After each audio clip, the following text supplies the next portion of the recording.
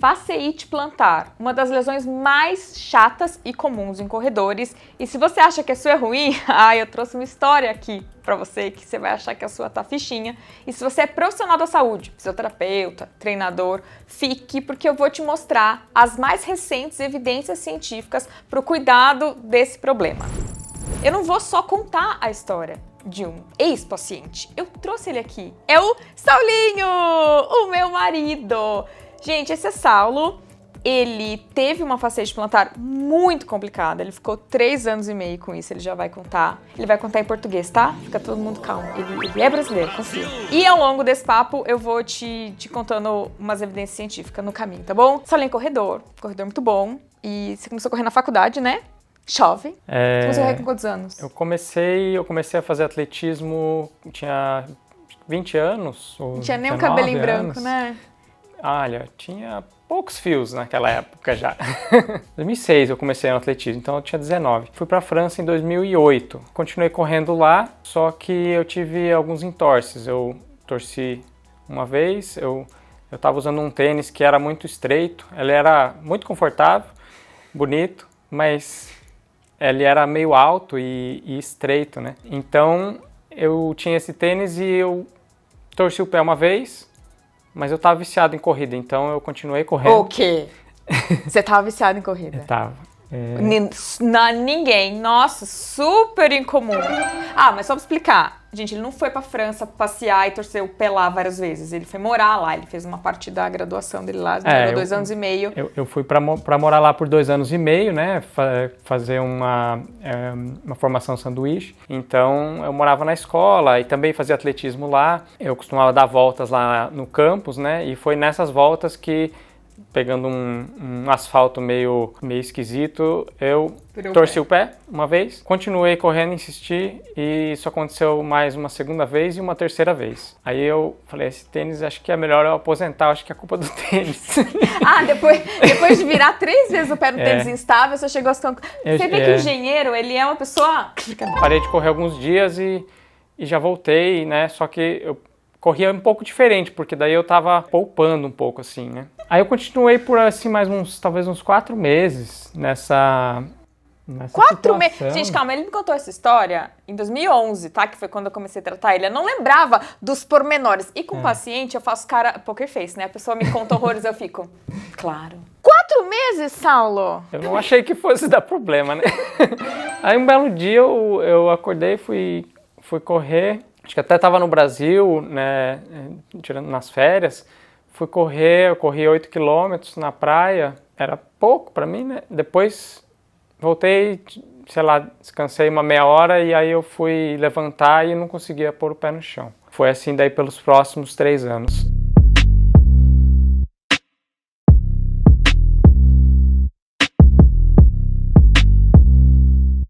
Aí, lógico, eu procurei fisioterapia lá na França, né? Fui no médico e tudo mais. Acho que no Brasil mesmo ainda fui em ortopedista. Depois não melhorou, né? Você fez alguns tratamentos muitos tratamentos, né? Eu fiz... Só que a fisioterapia era assim, era tratamento com choquinho e... Ultrassom fazia? Ultrassom. Eu vou te falar, saiu um guideline, um guia para profissionais da saúde sobre como tratar a fasciite plantar. Ultrassom é altamente não recomendado, ultrassom não funciona. Há evidências muito fortes, muito boas de que assim, não use ultrassom. O que você pode usar de equipamento? O laser, mas sempre associado a outras coisas, que eu já vou falar. E também eu fazia o Bosu, né? Até ele deixou um Bosu em casa, mas não resolveu. Até que eu desisti, parei. Eu comecei a usar bandagem. E aí eu mesmo fazia bandagem, né? Uma bandagem rígida, me ajudava assim. Você fazia massagem também, não fazia? Fazia, pra dor, mas né? Você mesmo? Fazia eu mesmo massagem, fazia bastante massagem no meu próprio pé, assim.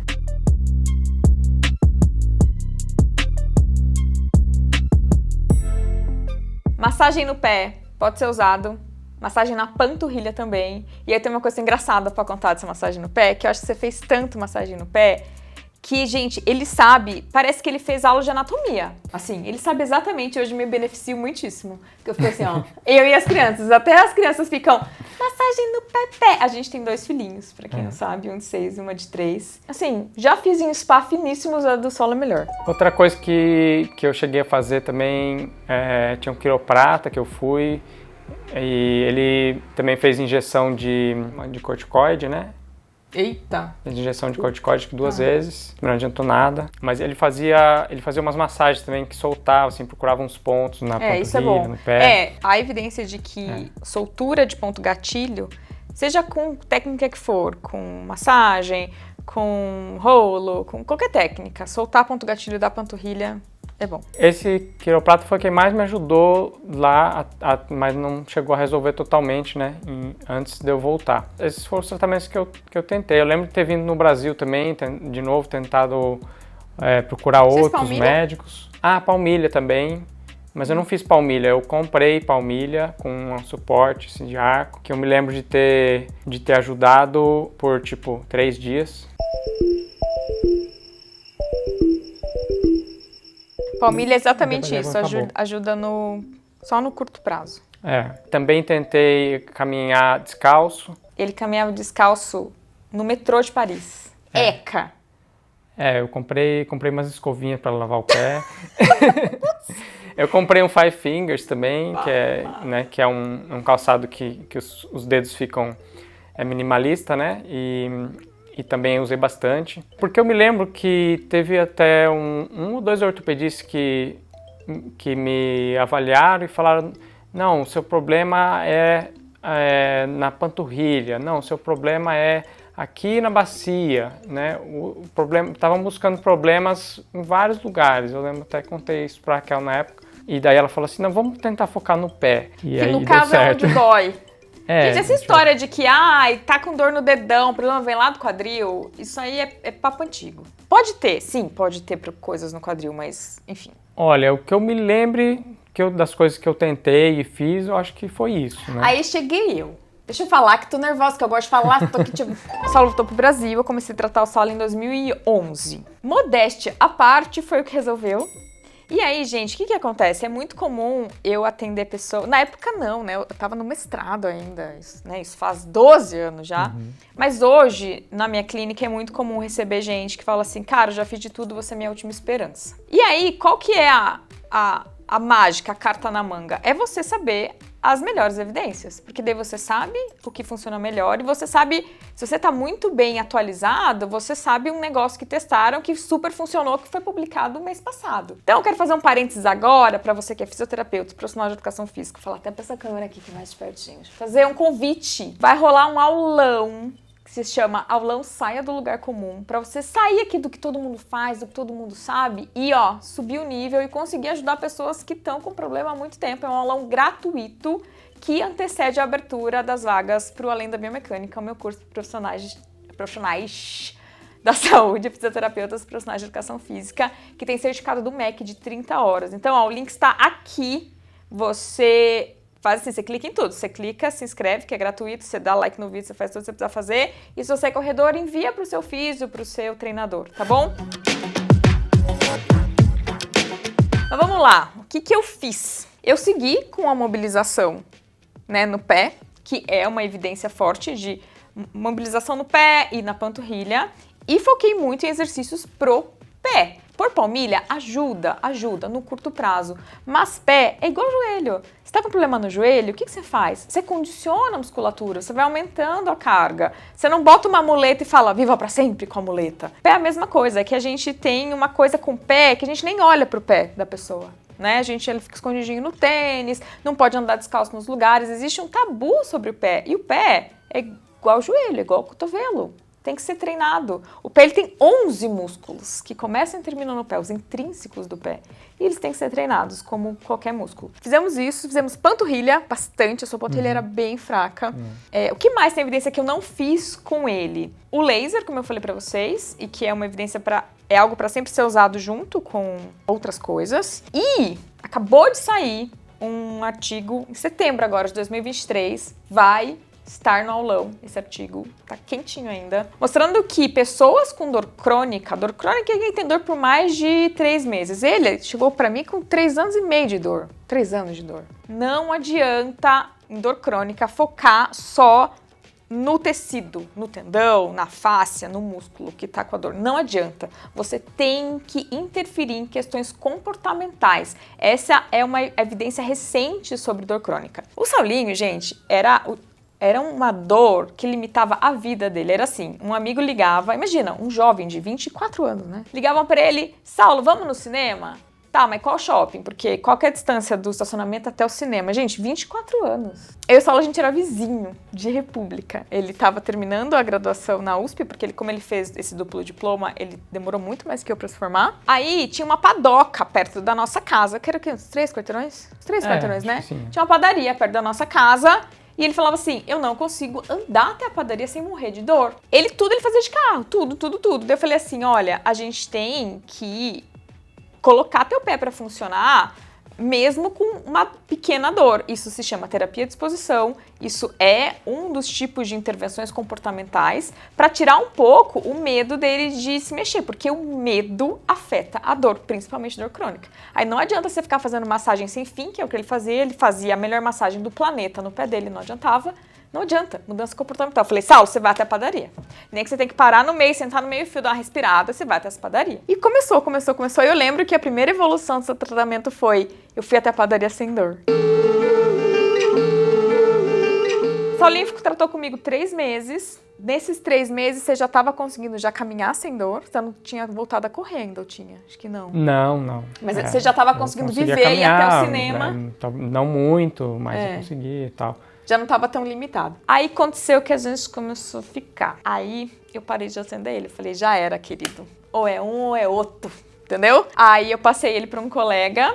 No fim, o tratamento demorou 6 meses no total, o que é a média para dores tão complicadas assim. E hoje o Saulinho corre lindamente, corre super forte, corre maravilhoso, fez uma maratona, mas acontece uma coisa que é muito comum em quem tem dor crônica e que é muito importante que a gente oriente para as pessoas. Se ele para de fortalecer, o que acontece? Eu sinto de novo, se eu correr muito forte ou muito tempo, ou mesmo se eu caminhar muito num dia, eu posso sentir no final do dia. E especialmente se eu não estiver fazendo fortalecimento direitinho. Então, aí isso me lembra de que eu tenho que manter isso, né? Manter o pé forte. Isso foi uma coisa, acho que foi o que mudou totalmente, porque apesar de todas as pessoas que eu vi, que tentaram me tratar, a única pessoa que falou sobre a minha panturrilha tá fraca, meu pé tá fraco, foi a Raquel. Depois que ela falou e eu comecei a fortalecer, e hoje eu vejo que era muito evidente, assim, tava muito ele tinha forte, falta muito fraco mesmo. Olhando o pé dele, a gente olha aqui e a gente tem um volume muscular. Ele não tinha, ele tinha falta de... O seu pé até deu uma aumentadinha de tamanho, né? Era um pé que tava bem fragilizado. É que assim, eu te peguei já no meio do olho do furacão. Porque você já não tava usando o pé, então seu pé foi ficando cada vez mais fraco. Às vezes é até difícil, uma coisa vai gerando a outra. É o ciclo da meleca, que quem me segue no Instagram, que é @RaquelCastanhado, já me ouviu falar tanto. Você tá com fraqueza, aí você para de se mexer, parando de se mexer, a dor aumenta, e a dor aumenta, a fraqueza aumenta e fica nesse ciclo, assim, sabe? Quando você faz Bosu, Raquel, mas o Bosu não fortalece? Cara, Bosu é mais tornozelo, ainda mais se você faz de tênis. Fortalecimento do pé é puxar os dedos, é levantar o arco. Tem vídeo aqui no canal, vou deixar no final, tá? É um outro vídeo sobre fascite que eu tô com o cabelão. Mas o ponto é, que é muito importante, e essa também é um diferencial que eu ensino para os alunos além da biomecânica. Eu tenho que te ensinar a conviver com isso. Porque eu não acredito de assim, você tem que fazer fisio a vida inteira. Puta saco. Não é assim que eu trabalho. Tem que deixar claro, isso aí é teu ponto fraco. Então, qual que é o seu remédio para quando você sentir? São tais exercícios, que ele já sabe o pacotinho. Ele não faz sempre, mas se ele tá aumentando o volume, se ele, sei lá, vai numa viagem que ele anda demais, ele sabe que ele tem que tomar esse remédio. E ele sabe o que fazer quando ele sente essa dor. Ele nunca mais ficou limitado daquele jeito. Para quem talvez não saiba como que é, né? Realmente era bem limitante, né? Eu fui na Disney com um banquinho dobrável nas costas, assim, para eu poder sentar nas filas e tal.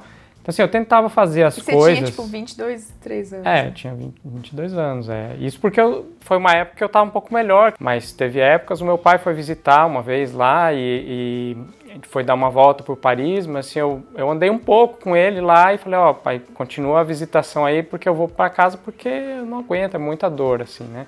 Tinha lá um evento de marchar com o pessoal porque é a escola militar, então tinha o desfile do 14 de julho, né? Pedi lá para o chefe de seção para ser dispensado porque só para treinar para fazer a marcha já me doía muito o pé, então eu tive que parar de correr, né? Eu continuei fazendo esporte lá que era natação. Ai, faz tempo que eu não ouvi essa história, eu sinto muito, Saulinho. Ele passou por tanta gente, e se essas pessoas estivessem mais atualizadas... Cara, 3 anos de juventude, velho. Isso é muito, muito pesado. Eu acho que a gente que é profissional da saúde tem que ter noção do tamanho da responsabilidade que a gente tem sobre a vida das pessoas. A gente não pode não ser cirurgião e, né, tá com o coração da pessoa na mão, mas, cara... A gente pode estar com 3 anos de juventude de alguém na mão. É muito sério pra gente achar que a gente não precisa se atualizar, pra gente achar que dá pra fazer qualquer coisa, e pra gente falar, não tenho tempo de me atualizar. Cara, é obrigação. Eu lembro que seu caso, eu era 2011, eu me formei em 2009, eu era recém-formada, assim, né? Foi um desafio. Eu lembro que teve uma vez, a gente, acho que tava 1 mês, e não tava melhorando. Eu lembro que eu falei, chega, vamos reavaliar tudo, né? E a gente estava até lá no meu lab de mestrado. Eu lembro desse dia, de assim, não tá funcionando, deixa eu reavaliar tudo. Que foi quando eu percebi, cara, eu tô focando só no pé, mas a panturrilha dele não tá legal. Foi quando a gente começou a focar mais em panturrilha e o negócio andou melhor. Isso é outra coisa, eu falo na clínica. Gente, eu continuo atendendo, né? Depois de muitos anos. É assim, não melhorou em 1 mês, não teve nenhuma melhora, reajusta a rota. Alguma coisa tem que acontecer em 1 mês. Então não adianta, eu já fiz 30 sessões. Bicho, se você fez 30 sessões e melhorou nada, não vai melhorar fazendo a mesma coisa. Tem que fazer outra coisa. Uma coisa que eu me lembro muito, que numa das sessões, assim, a Raquel, ela parou e falou assim, não, eu preciso pensar. E ela ficou um bom tempo só pensando, assim. E eu vi uma diferença muito marcada com os outros profissionais de saúde que geralmente passam uma sensação assim, não, eu sei o que estou fazendo, né? Fica tranquilo, né? Não precisa se preocupar, a gente vai fazer isso, vai fazer aquilo. E sempre se colocando num patamar assim de, olha, eu sou autoridade, né? Não se preocupe. Eu acho que talvez até seja isso útil em algumas situações, não é. Tem né? evidência que não é, já te falo. Mas para mim foi legal, eu falei assim, pô, que legal, ela tá pensando, ela não tem medo de mostrar que ela não sabe, e tá tentando, e tá se esforçando, e não tá escondendo também, né? Eu acho que nessa época eu tava lendo a biografia do Feynman, e tem um capítulo que ele fala também. Richard Feynman, gente. É o Richard Feynman físico, né? E que tem um episódio da infância dele que ele conta, que ele foi arrumar um rádio, e aí também o pessoal fica espantado que ele conseguiu arrumar o rádio pensando, porque ele chegou lá, ficou um tempo só pensando, analisando, e o pessoal assim, pô, mas você não vai arrumar o rádio, não sei o quê. E aí ele demorou um pouco, só porque estava analisando, até que ele falou, não, é isso aqui, inverteu lá umas peças e funcionou, e ninguém tinha conseguido. Pensar é a parte mais importante, eu diria. Né? É saber o que fazer, né? Não é só sair fazendo. Mas mostrar autoridade, hoje a gente sabe que não é bom. Tem estudo mostrando que quando você passa a responsabilidade para o paciente, se chama autoeficácia, principalmente para quem tem dor crônica. Isso ajuda muito. Não é assim, eu faço em você. Eu vou te ajudar, bicho. Quem vai fazer é você, a gente vai fazer junto, e as decisões, você tem que participar das decisões. Normalmente, quando a pessoa participa das decisões, não é eu, autoridade, mandando alguma coisa, isso gera uma melhora melhor. Mas sabe, esses dias tá virando podcast, ó. A gente não ia fazer o piloto podcast, que vai começar? Tá quase virando podcast. Gente, nenhum tratamento é infalível, nenhum, não existe, infelizmente. Tem um caso na clínica desafiador, ela fez uma cirurgia na coluna e ela ficou com uma sequela.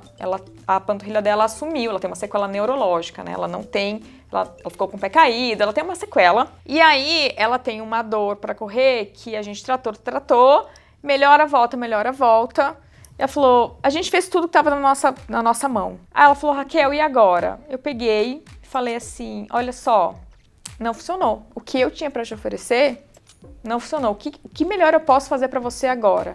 Eu vou me enfiar aqui e vou estudar o que tem de novidade sobre isso na fisioterapia ou fora. Aí eu vi novos medicamentos para dor crônica. Eu falei, olha, você já tomou um medicamento para dor crônica, não funcionou, mas esse medicamento é antigo e tal, tem novas evidências sobre isso, vai no médico de novo. E eu falei, tem muita evidência para dor crônica sobre essas terapias comportamentais, e aí eu indiquei um psicólogo que é especializado em dor crônica. Mas eu falei para ele, eu falei, do que eu tinha na minha mão, tudo que eu podia fazer, eu fiz. Eu vou inventar moda e falar, ai, não funcionou porque é assim mesmo. Eu vou falar, infelizmente, não funcionou. Eu falei assim, eu fico super triste, você tá frustrada, eu tô frustrada, mas, gente, não precisa inventar moda pra você ser reconhecido, sabe? Você não precisa falar, ah, é culpa sua, ou você que não fez direito. Não funcionou, vamos tentar. Vou te mandar pra outros profissionais pra ver se ajuda. Ai, Saulinho, foi muito... E alguém te ensinou a fazer isso? Ou te ensinou a fazer o oposto, que seria falar, demonstra uma autoridade quando estiver atendendo? Aprendi na faculdade a demonstrar autoridade. Mas eu acho que não é o meu perfil. Eu tenho uma coisa que é minha, que é essa empatia com a pessoa, né? Eu sempre tive muita empatia com os pacientes. Sei lá, eu acho que empatia e autoridade às vezes não combinam. E depois, agora, recentemente, essa evidência de que você não ser autoridade é bom, eu acho que eu li há um ano, assim. Porque, gente, eu estudo o tempo inteiro e estudar faz parte do meu trabalho. Imagina, eu ia estar fazendo aquelas coisas nada a ver que eu aprendi e tive uma formação, assim, uma escola renomada, mas que, às vezes, encrenca um pouco com a evidência científica. Enfim, a gente tem que encerrar, senão vai virar podcast. Você volta no podcast, amor. Tá bom, então. Muito obrigada pela sua participação. Se você é profissional da saúde, clica e se inscreva no aulão. Se você está com esse problema, agende na clínica, tá bom? Pessoal, se você gostou, clique aqui e se inscreva.